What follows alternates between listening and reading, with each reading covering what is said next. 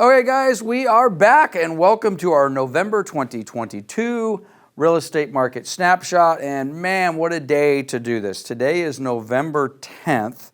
Adam's going to get me this video today. I'm going to get it posted tonight. So you guys will all be watching this pretty much in real time.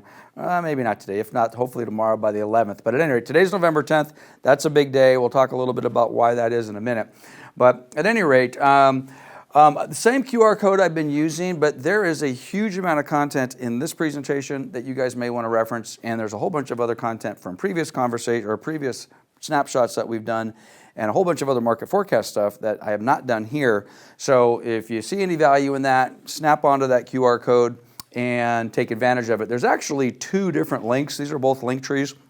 This is kind of my self-promotion Lance Martin link tree, which also links back to our 2022, but soon to be 2023 market forecast. As a matter of fact, I've rebranded everything in our presentation today to 2023. We'll talk a little bit more about that. But hey, there's just a ton of content in here. So bottom line is both of these link trees link back together. So if you happen to snap the link tree code and you end up on one or the other, there's a link that jumps to the other one. So all the content here is on both of these link trees. Feel free to use it and share it. I've been showing this slide here for a little bit. We have not set the exact date, but we're close. March, second or third week of March. So the second or third week of March, we will be doing our 2023 real estate market forecast. And hopefully by December, our snapshot will have the date set and we'll tell you guys how to get tickets. Actually, we will definitely have the date set and we'll tell you guys when, where, and all the rest of that. So a couple of crazy things. I may have a few of these slides out of order because I was making such a big deal about today, November 10th. But let's start with Chairman Powell. Boy, oh boy, I don't know what to tell you. He just continues to be on a mission to see what he can do to bring inflation down. I mean, that's his entire goal at the expense of everything else, real estate included. There are two press conferences. I've already mentioned the June 15th press conference that he did. I've quoted it several times in our previous month's presentations. There is a link to it, by the way. It's 2 hours long. It's queued up to the last 5 minutes. You can watch all of it or you can watch the last 5 minutes. But there's a new press conference he did last week on November 2nd, where he basically came out and said, hey man, I'm keeping it going. So very interesting stuff, a little bit of frustration here on my part with Chairman Powell and a few other people. But at any rate, he is on his mission of demand and price destruction, and as far as I can tell, he's not done yet. However, there's a few other things that I believe are a little more positive, which we're going to talk about.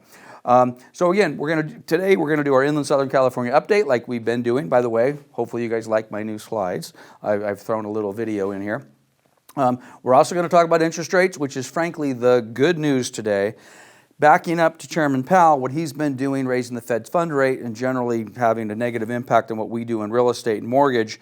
But today, November 10th, man, oh man, the bond rally, this is my hot off the presses moment. If I had done this video yesterday, this would not be here. But the consumer price index came out today. It was much better than was anticipated, and the bond market received it with open arms. And more or less, we improved 200 basis points today, which just doesn't happen on a daily basis. This is just a snapshot from CNBC on their ticker from an hour or two ago. Mortgage rates fall sharply, under 7% as inflation eases. We'll see. Today's November 10th. Talk to me November 11th. Who knows? Maybe everything will get unwound. But at any rate, we do seem to be headed in the right directions as it relates to rates. I was just talking to a lender friend of mine down the hallway. Apparently he's quoting rates in the mid-sixes, mid to low sixes today, and that wasn't happening yesterday. So that's good news, contrary to all the stuff I was just talking about with Chairman Powell. I do, however, recommend you guys go watch those videos. If you're a junkie on this stuff than I am, there's links to both. They go straight to the Federal Reserve's website.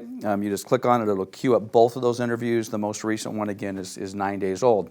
So let's start in with our median price in LA County like we've been kind of trending and we've been doing. Some interesting stuff, but boy, I tell you, the trend is definitely set. So this is the 24-month. Obviously, if you start focusing over to the right end of the chart like we have now for quite some time, you'll see that reduction in value, but it seems to be tapering. I'm sticking with the tapering. I'm still betting that we're not going to see dramatic price changes. There's a lot of people that I know and trust that think I'm wrong, and they're saying we're going to see some dramatic price changes on the downside. I'm not feeling it, and quite honestly, I think it's entirely possible if our inventory levels stay low, we might be nearing kind of the bottom of this little bit of adjustment we've seen, and if interest rates start to come back down, would not surprise me if we start to see prices actually increase.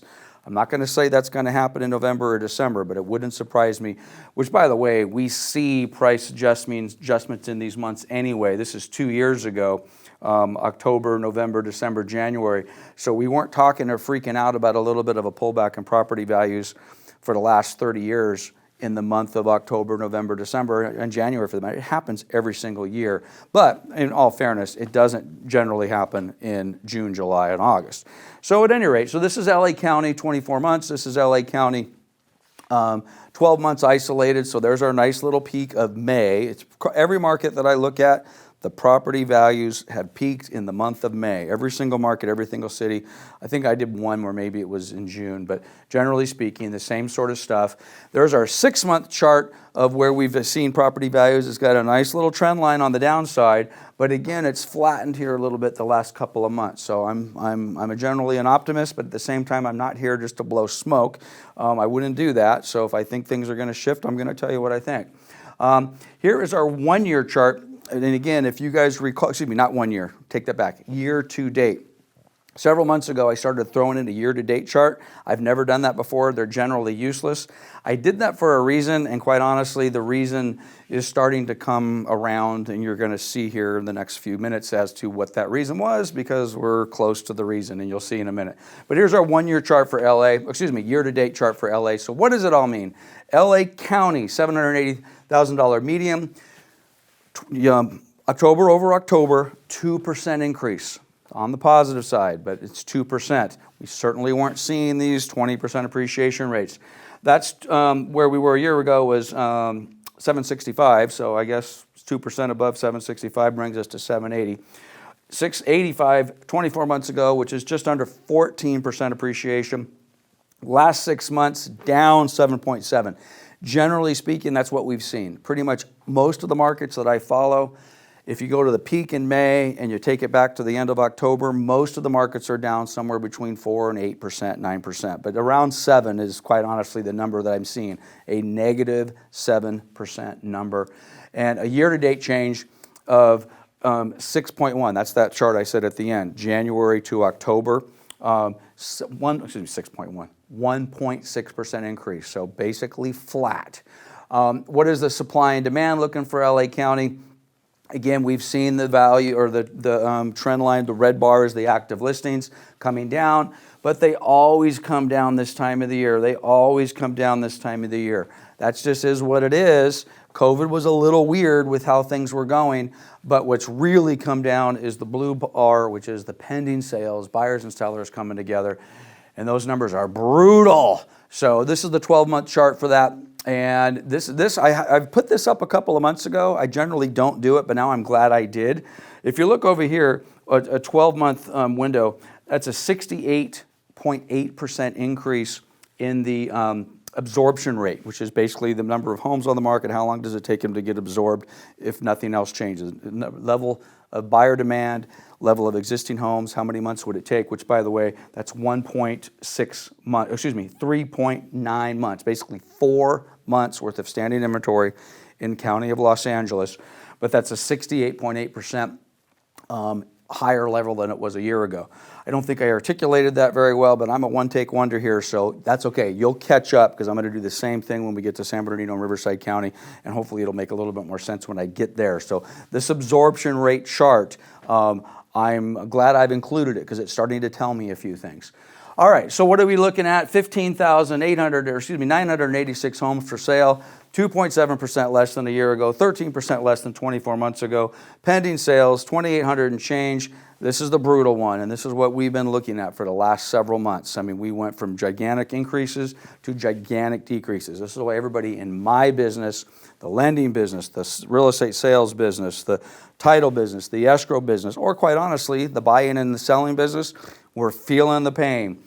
Basically 39% fewer sales than 12 months ago and 41% fewer sales than 2 years ago. That's rough, okay? So getting back to Chairman Powell, let's raise interest rates. Is that going to basically crush demand? Yes, it has. Is it going to increase prices? Yes, it has. In turn, crushing demand. Well, that's what it's done. So our industry is basically 40% off where we were a year ago. That's a pretty rough number if you're trying to run a real estate operation. So what is the median price in Riverside County? Again, I know they all tend to look the same, but there are some differences. Again, if you're looking at what appears to be a little bit of a flattening in this, I'm going to say, yeah, there's a little bit of a flattening in the 12-month chart. There, of course, is your 24-month chart, 12-month chart, same peak in May, same peak that we saw in LA County, we see in Riverside County. And 7-month downturn, I'll skip ahead at 7.1%. I don't know what LA County was, 7 point something. So basically the same in the 7-month price destruction that we've seen. This is the reason that I basically said, hey, I think I'm going to put a year-to-date chart in. Generally a meaningless chart, to be honest with you, but I'm going to put a year-to-date chart in. If that looks flat, it is, but it's actually down a little bit. So I'll show you the number. It'll be a little easier to see over here. And by the way, let's just skip ahead. This is the number I'm referring to. Year-to-date, January 1st, 2022 to October 31st, 2022, Riverside County in total has lost basically 1%. Okay. Now, yes, in the last 6 months, it's lost 7.1%. But if then you're going to start to see, I believe you're going to start to see reports about price destruction and where we are year over year. And of course, that number is going to continue to get a little potentially negative on the year-to-date numbers.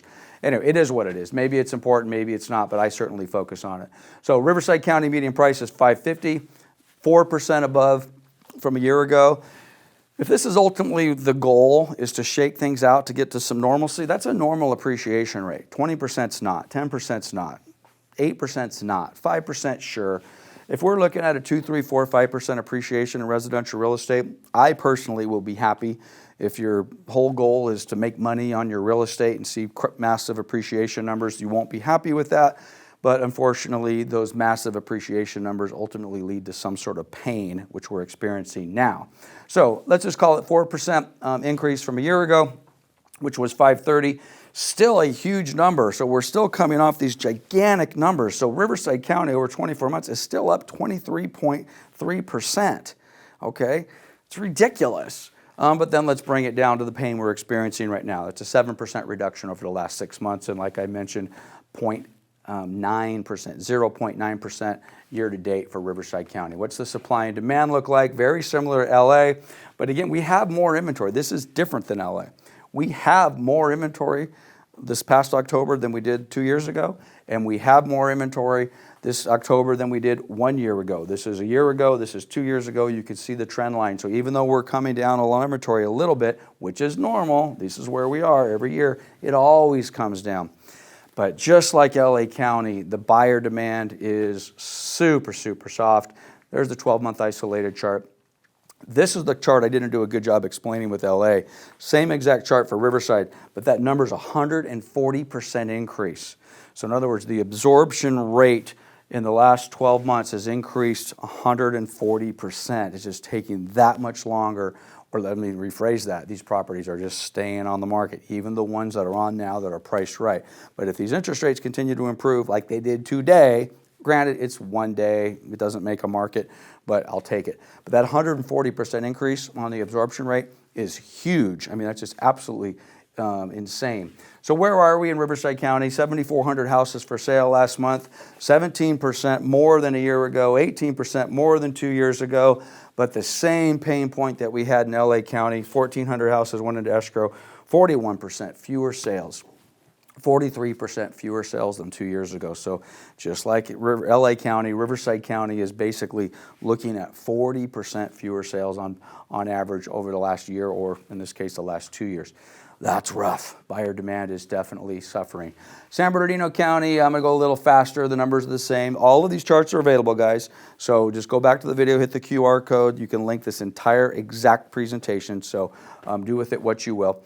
So here's our 2-month chart, 2-year chart, 12-month chart. But again, look at the price stability. How about that? Price stability in San Bernardino County. Yes, it's pulled back, but this doesn't scare me. It just doesn't scare me. It's, talk to me in February or March. Maybe I'll have a different opinion. But right now I'm like, okay. By the way, what scares me? What scares me is sustained interest rates in the 7s or above for a specific period of time. If that is where we are, yeah, we're starting to have completely different conversations. I don't think that's going to happen, okay, based upon the people that I know and I trust. And by the way, the people that I know and I trust are all available to you on the link tree. So you can look at the data that I'm looking at and you can determine whether you want to trust them as well. That's our 7-month San Bernardino County chart. And that's our year-to-date San Bernardino County chart. And what do the numbers look like? So 5.3% increase in price over the last 12 months. Again, I think with the Riverside County numbers were they 3.5, 4? That's a great number. In a vacuum, that's a great number. That's a healthy market. So 489.5. Last year was 465, 5% is the difference, of course, and then 2 years ago, 23.9%, very similar to Riverside County. Still a huge, huge number for 2 years appreciation, but we don't look at it that way because we are in such a painful area right now. Basically 6% price destruction since May in San Bernardino County, and a 2.4% increase from January to October, so we're still in the positive for San Bernardino County. Supply and demand looks very similar to the Riverside chart. I'd say it's almost identical when you look at where we are with inventory and pendings. Here's the 12-month chart, and here's that absorption rate chart. With Riverside County, it was 140%. I think LA County was 68%. San Bernardino is 117% increase in the absorption rate in the county. Having said that, look at that. It actually pulled back a little bit last month. Okay, take that for what it's worth. And that number is 3.5 months, 3.5 months of standing inventory in San Bernardino County. National Association of Realtors will tell you that's a very, very healthy number. 6 months is the number I've heard for 35 years. 6 months of standing inventory is healthy. All I can tell you is for the last 20 years, I have not worked in a market where I've had 6 months of standing inventory. Maybe the last 25 years. So I don't know what normal inventory is, but it's certainly not 6 months. I certainly could live with 3. Better than 2 weeks, which is what we've had for so long. So where are we here? 7,700 houses. That's 7% more than a year ago, basically 8% more than 2 years ago. 1,400 pendings, and here we got these gigantic reductions. San Bernardino County's hit even worse than LA and Riverside County. We're in the low 40s. San Bernardino's 43% and 46% fewer sales than 2 years ago. That's rough. So again, we'll see if these interest rates help us out. My spotlight city, let me back up a little bit. My spotlight city is Hemet. I'm not randomly pulling these cities out of a hat. I'm kind of doing a few things and saying what city looks interesting to me. Just like the last couple of months, we did, I think we did Corona, and last month we did Menifee. I was kind of surprised at what I saw. What I'm surprised with Hemet is the amount of volume and activity that's going on in the city of Hemet. I may be off by a little bit, but I believe the city of Hemet is the 4th or 5th most active city with actual properties going on the market than any city in the Inland Empire.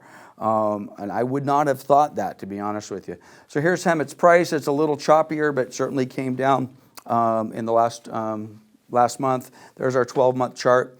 Again, just like all the other cities and counties, May was the peak for Hemet. There we are. We're going to get to it in a minute, but that's almost a 10% drop. I said a minute ago, everything I've been seeing is around 7. One of the reasons I highlighted Hemet after I started looking, I'm like, Hemet's got a lot of activity, but it's also seems like it's taken a little bit of a heavier hit from May to October than some of the other communities that we're looking at. Here's the 1-year chart.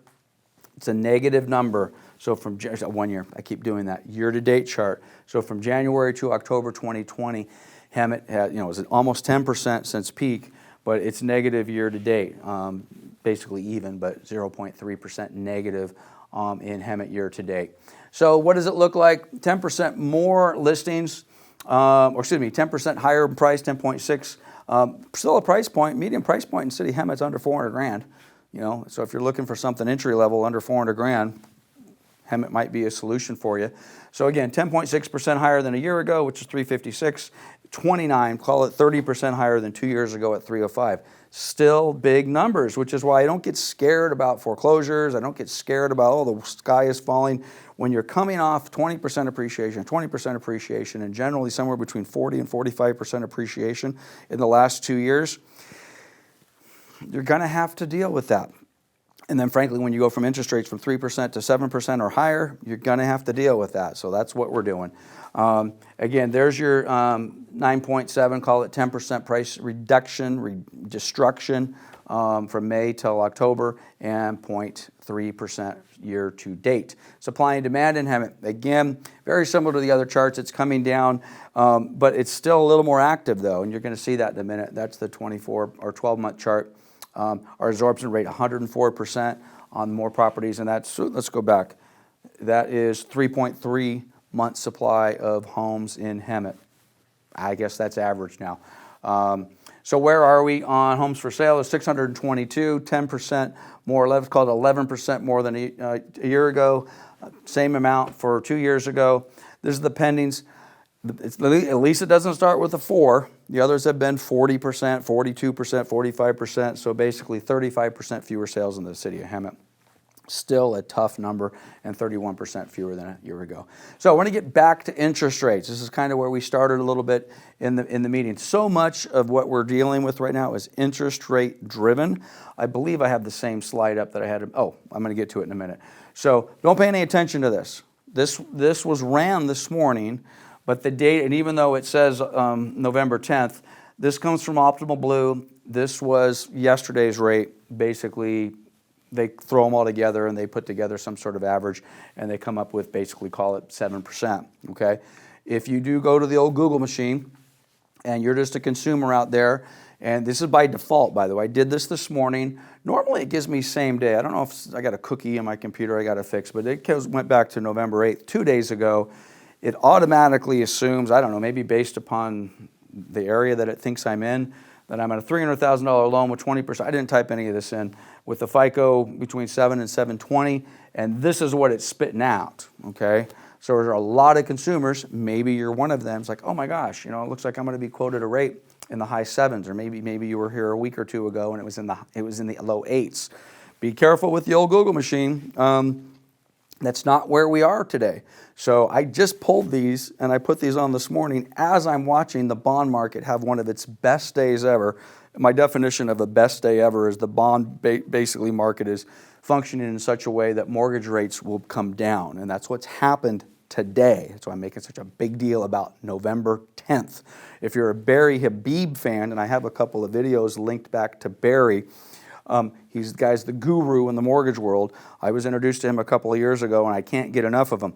But if you're a Barry Habib fan, he basically thinks this may be a turning point in our interest rates on the high side, and we may basically start to see interest rates continue to improve, meaning get lower, which of course is going to help our buyers and sellers out. So even though I've got these in my presentation, disregard them, okay? Because everything has changed with our breaking news. Consumer price index came down. It's still high, but it's better than what was anticipated. And of course, everybody loses their mind when numbers come in better. So CPI went down.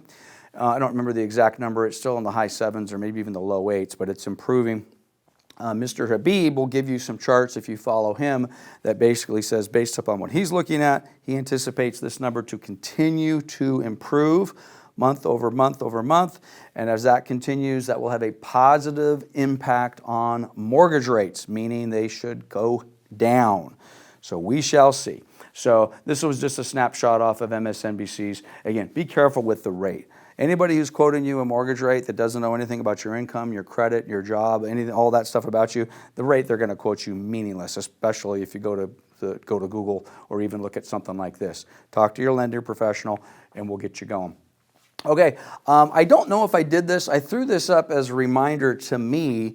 Last month, I had mentioned that California Association of Realtors came out with a updated market forecast, but at the time, I don't think it was available. So it is available. That's the same QR code that I've been pointing to the entire time.